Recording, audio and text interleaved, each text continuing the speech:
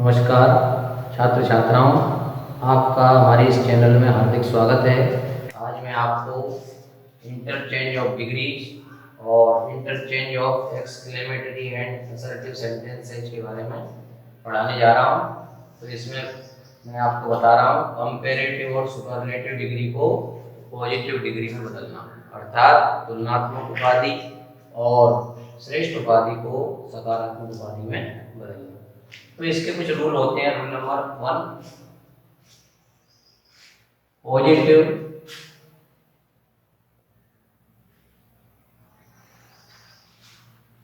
Degree में यदि not शब्द का प्रयोग होता है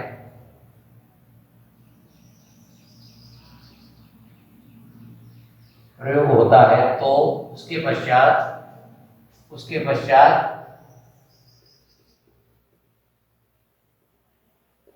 सो plus positive degree plus as का प्रयोग किया जाता है।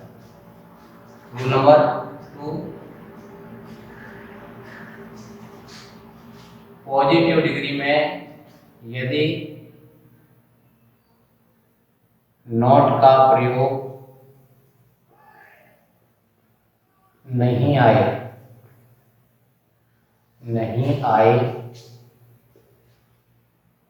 तो as plus positive degree plus as का प्रयोग किया जाता है। रूल नंबर 3,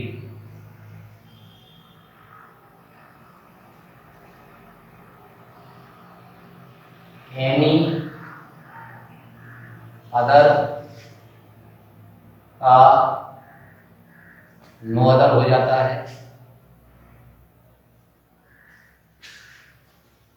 है और सुपरलेटिव डिग्री अफर्मेटिव में आने पर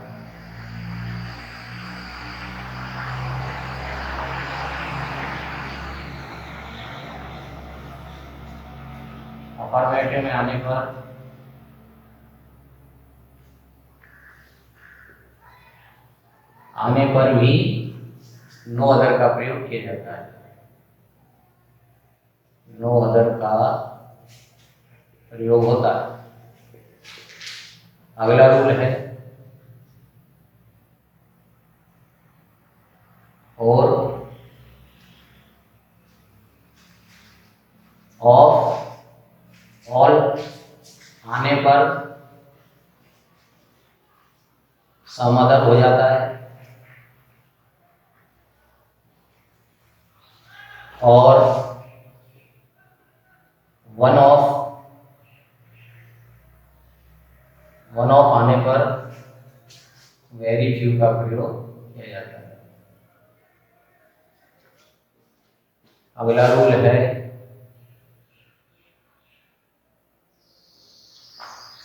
मैनी अदर आने पर भी वेरी फ्यू का प्रयोग किया जाता है। अब इसके कुछ उदाहरण हैं। सबसे पहले कंपैरेटिव को पॉजिटिव में बदलेंगे, जैसे I am taller than he, मैं उसकी तुलना में लंबा हूं। तो इसको ऐसे भी कह सकते हैं he is, अब ये अफर्मेटिव का इसलिए इसको नेगेटिव का बनाएंगे। he is not, अब नॉट आने की वजह से इसके अनुसार लगेगा सो टाल। अब इसकी पहली डिग्री टालर की लगेगी टाल, सो टाल, फिर एज लग जाएगा एज। अब दोनों के एक ही अर्थ है, कहने का तरीका अलग है। I am taller than he, मैं उसकी तुलना में लंबा हूं, या ऐसे कह दो ही इज नॉट सो टाल एज आई, वह मेरी तुलना में लंबा नहीं। दोनों के एक ही अर्थ है। फिर देखिए कंपैरेटिव को पॉजिटिव में बदलते हैं। जैसे Ram is not stronger than Shyam.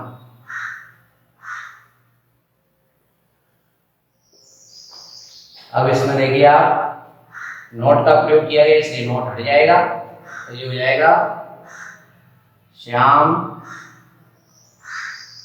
Is. अब नोट हट गया तो फिर इसके अनुसार एज के अनुसार प्रयोग होगा। इज एज और पहली डिग्री हो जाएगी स्ट्रॉन्गर की strong, as strong as Ram. देखिए दोनों का एक ही अर्थ है। Ram is not stronger than Shyam, Ram Shyam की तुलना में शक्तिशाली नहीं है। या इसको ऐसे भी कह दो, Shyam is as strong as Ram, Shyam भी राम के समान ही शक्तिशाली है। और प्रयोग देखिए, सुपरलेटिव को पॉजिटिव में बदलना। इसमें Kanpur is the biggest city in UP, biggest city in UP। Kanpur Uttar Pradesh में सबसे बड़ा शहर है, तो इसको ऐसे भी कह सकते हैं। अब ये सुपरलेटिव डिग्री है तो अफर्मेटिव में, इसलिए इसमें भी नो अदर का प्रयोग होगा। नो अदर सिटी, इसको पहले ले आते हैं। No other city in UP is as. अब बिगेस्ट का हो जाएगी पहली फॉर्म, पहली degree big, as big as Kanpur. देखिए दोनों के एक ही अर्थ है। Kanpur is the biggest city in UP, Kanpur Uttar Pradesh में सबसे बड़ा शहर है, इसको ऐसे भी कह सकते हैं। No other city in UP, कोई दूसरा शहर उत्तर प्रदेश में कानपुर के समान बड़ा नहीं है। दोनों के एक ही अर्थ है। और देखिए सुपरलेटिव को पॉजिटिव में बदलते हैं। जैसे Nainital is not the oldest of all the hill stations। इसका अर्थ है नैनीताल सभी हिल स्टेशनों में सबसे अधिक ठंडा नहीं है। तो इसको ऑफ ऑल के कारण से आप देखिए ऑफ ऑल आने पर सम अदर लगेगा, तो सम अदर को पहले ले आएंगे। सम अदर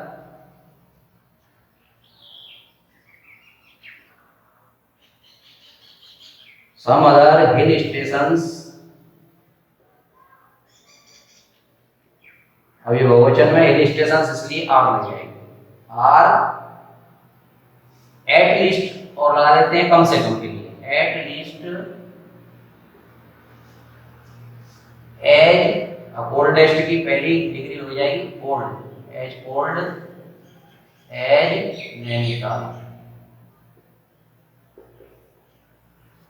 अब दोनों के एक ही अर्थ है। नैनीताल सभी हिल स्टेशनों में सबसे अधिक ठंडा नहीं है, इसको ऐसे भी कह सकते हैं। Some other hill stations are at least as cold as Nainital.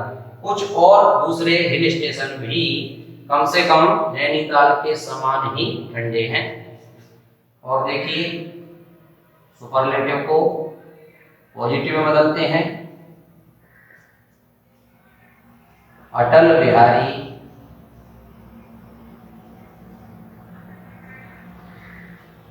Is one of the greatest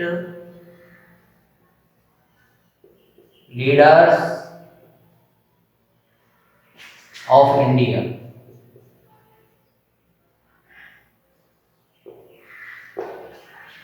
अब इसमें वन ऑफ आया इसलिए वेरी फ्यू शुरू में आएगा, वेरी फ्यू। अब इधर से चलते हैं, लीडर्स ऑफ इंडिया आर, क्योंकि बहुत सारे हैं इसलिए leaders of India are as great, greatest की पहली डिग्री हो जाएगी, as great as Atal Bihari. इसका स्क्रीनशॉट ले लीजिए, इसके बाद मैं आगे की पढ़ाई जारी रखूंगा। अब मैं आपको interchange of exclamatory and assertive sentences के बारे में बता रहा हूँ। आप जानते ही हैं एक्सक्लेमेटरी जिसमें आदिबोधक वाक्य होते हैं तो उनको असर्टिव में बदलना, स्वीकारात्मक वाक्यों में, विधिसूचक वाक्यों में बदलना। अब देखिए पहला इसका रूल है, यदि हम असर्टिव सेंटेंस बनाते हैं तो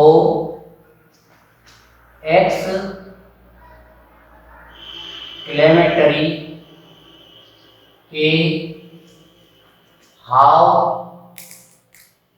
और व्हाट को हटा देते हैं,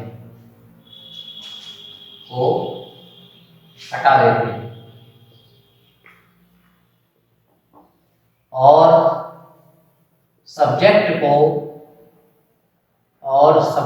को वाक्य के प्रारंभ में लगाते हैं, वाक्य के प्रारंभ में लगाते हैं।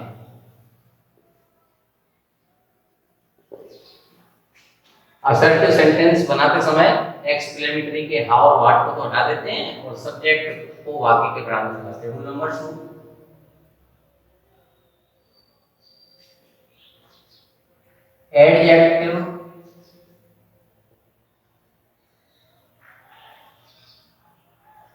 एडजेक्टिव से पहले वेरी का प्रयोग किया जाता है, वेरी का प्रयोग होता है।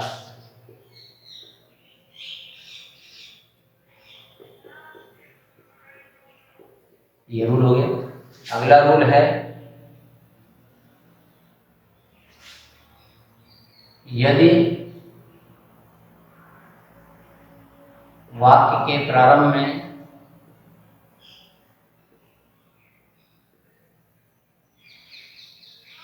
ओ, इफ, वुड शब्द आए तो इनके स्थान पर विश का प्रयोग करते हैं।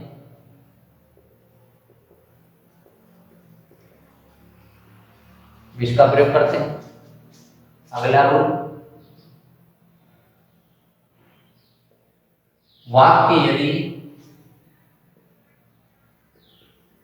अलेस से प्रारंभ हो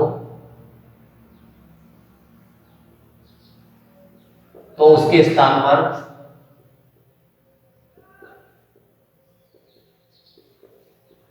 it is matter of sorrow,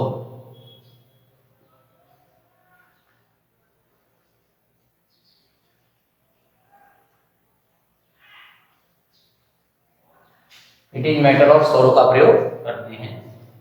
rule number 5, वाक्य यदि रे से प्रारंभ हो तो उसके स्थान पर it is matter of Joy का प्रयोग करते हैं। जॉय प्रसन्नता के लिए, सौरो दुख के लिए, SORROW।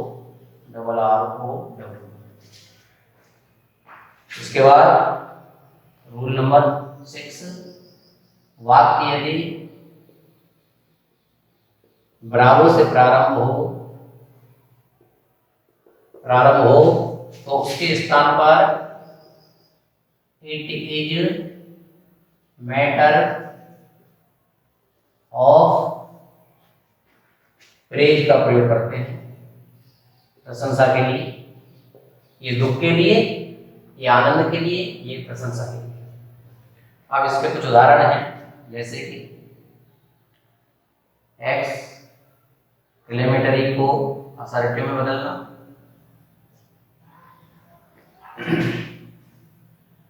How fearful the snake is, और ये उसका निशान है एक्सक्लेमेटरी का, जिसमें आदिबोधक चिन्ह है। How fearful the snake is, सांप कितना भयानक है। तो इसको असर्टिव बदलेंगे तो सब्जेक्ट को पहले लाएंगे, दी स्नेक इज, और आपको पता ही है एडजेक्टिव से पहले, एडजेक्टिव इसमें फियरफुल डरावना भयानक, तो इसके पहले वेरी का प्रयोग, स्नेक इज वेरी फियरफुल, सांप बहुत ही डरावना है या भयानक है। अगला देखिए एक्सक्लेमेटरी का असर्टिव में बदलना। What a beautiful building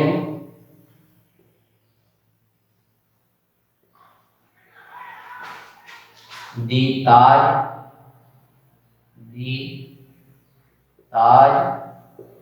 is, क्या सुंदर इमारत है ताजमहल। ताजमहल क्या सुंदर इमारत है, इसको बदलेंगे तो सब्जेक्ट को पहले लाएंगे, दी Taj is a very, very लग जाएगा ब्यूटीफुल से पहले, ए very beautiful building, beautiful building.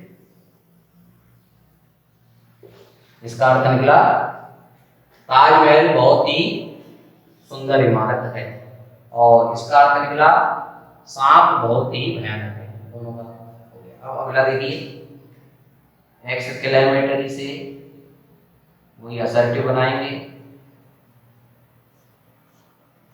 तो इसमें अलेस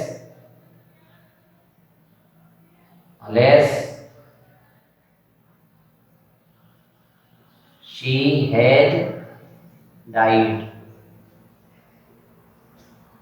बेचारी वह मर चुकी है, बेचारी वह मर, she has died। तो इसको बदलेंगे असर्टिव में, तो इट इज मैटर ऑफ सोरो दैट, इसमें दैट का प्रयोग और कर लेते हैं बीच में, दैट शी हैज डाइड। अब इसको, इसका अर्थ निकलेगा यह दुख का मामला है कि वह मर चुकी है। अगला देखिए एक्सक्लेमेटरी को असर्टिव में बदलते हैं। अब hurray, hurray they have won the match, वाह या अरे, वाह वे मैच जीत चुके हैं। अब इसको ऐसे भी कह सकते हैं, it is matter of Joy. अब दैट लगा देंगे, that they have won the match.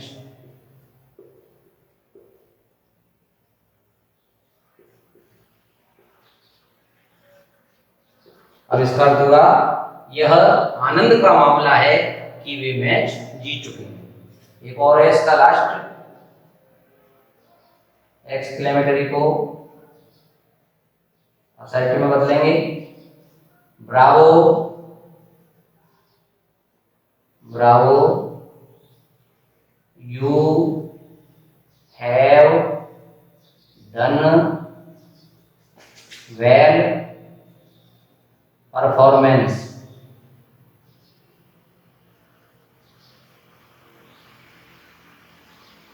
इसका अर्थ है शाबाश, तुम अच्छा प्रदर्शन कर चुके हो। तो इसका हो जाएगा it is matter of praise that you have done well performance।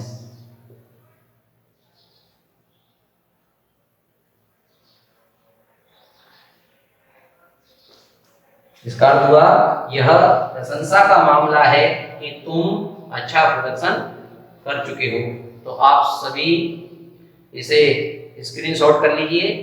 छात्र छात्राओं, आप इन उदाहरणों को एक बार फिर से समझ लीजिए। जैसे कि पहला है how fearful the snake is. इसका अर्थ है सांप कितना भयानक है या कितना डरावना है। तो सबसे पहले तो हाउ और व्हाट जहाँ जहाँ आते हैं उनको हटा देते हैं। तो हाउ तो हट ही गया, उसके स्थान पर हमने सब्जेक्ट को पहले रखा, दी स्नेक इज। अब आपको पता ही है कि फियरफुल एडजेक्टिव वर्ड है, विशेषण शब्द है, इसलिए इससे पहले वेरी का प्रयोग होगा। तो वेरी लग करके वेरी फियरफुल। अब इसका अर्थ निकलेगा दी स्नेक इज वेरी फियरफुल। सांप बहुत ही भयानक है, बहुत ही डरावना है। अब अगला देखिए exclamatory, what a beautiful building the Taj is. Taj कितनी, ताज क्या सुंदर इमारत है, या ताज कितनी सुंदर इमारत है, ऐसे भी कह सकते हैं। तो इसको जब असर्टिव में बदलेंगे तो व्हाट तो हट ही जाएगा, ताज दी ताज इसको पहले स्थान पर ले आएंगे सब्जेक्ट को, इज ए। अब ब्यूटीफुल क्या है, एडजेक्टिव है, तो एडजेक्टिव से पहले वेरी का प्रयोग किया जाएगा। तो ये हो जाएगा the Taj is a very beautiful building. Taj Mahal या ताज बहुत ही सुंदर इमारत है। अब अगला देखिए एक्सक्लेमेटरी, अलेस सी हैज डाइड। बेचारी या अरे वह मर चुकी है। अब इसमें अलेस के स्थान पर हमने जैसे कि आपको बताया था इट इज मैटर ऑफ सोरो, ये लेना पड़ेगा। अलेस का दुख का भाव होता है, अलेस में दुख का भाव होता है, तो इट इज मैटर ऑफ सोरो, ये भी दुख का ही भाव है। तो अब हो जाएगा इट इज मैटर ऑफ सोरो। इसके बाद दैट का प्रयोग कर लेते हैं। दैट के बाद ये वाक्य यूं का त्यों आ जाता है, दैट सी हैज डाइड। यह दुख का मामला है कि वह मर चुकी है। अगला देखेंगे exclamatory, hurray they have won the match. इसमें प्रसन्नता का भाव होता है, वाह, तो वाह they have won the match, अरे वे मैच जीत चुके हैं। इसमें प्रसन्नता का भाव है, तो इसका बुरा तो हट ही जाएगा। इसके स्थान पर it is matter of joy आ जाएगा और उसके पश्चात दैट लग जाएगा और वाक्य पूरा का पूरा ही आ जाएगा। तो इसका हो जाएगा earth it is matter of Joy that they have won the match. यह आनंद का मामला है कि वे मैच जीत चुके हैं। अगला देखो, Bravo you have done well performance. अब ब्रावो शाबाशी के लिए आता है, तो शाबाश you have done well performance, तुमने बहुत अच्छा प्रदर्शन किया। तो इस ब्रावो को तो हटा ही देंगे, इसकी जगह it is matter of praise. शाबाशी में प्रशंसा होती है, तो it is matter of praise और उसके बाद दैट लगा लेंगे और पूरा वाक्य जो का त्यों आ जाएगा, you have done well performance. यह प्रशंसा का मामला है कि तुम अच्छा प्रदर्शन कर चुके हो। तो आप मेरे इस वीडियो को लाइक करें और इस चैनल को सब्सक्राइब करें। धन्यवाद।